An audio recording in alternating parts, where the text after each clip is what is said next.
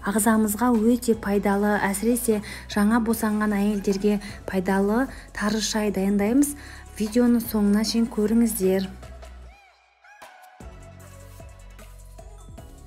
Жақсылап 5-6 мәрте жуылған тарымызды отқа қоятын ыдысымызға саламыз және үстінен салқын судан құйып, оттың астын барынша қатты қылып қоямыз. Осы тарымызды қайнататын боламыз. Мінекей қайнады.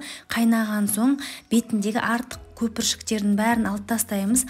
Және де 10 минуттай тарымыз түбінде сеткасы бар шайнегімізге өзіміз қалаған шайдан саламыз. Менде осында Әл-Хаят шайы 1 қасық салып, үстінен ыстық қайнап тұрған кипятоктан құямыз.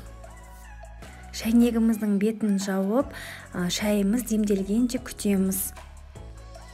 Тары шай дайындайтын шайнегімізге ең алдымен қайнатылған тарымыздың суынан аздап құямыз. Сонан соң тарысынан да саламыз. Үстінен қойытылған сүтімізді құямыз. Менде шадринский сүті. Сонан соң қызыл шайымызды құйып шығамыз. Аздап өздеріңіз қалауларыңыз бойынша құмшекер салсаңыздар да болады. Біздің шайымыз дайын болды, өте дәмді болып шықты. Ең бастысы құнарлы шай.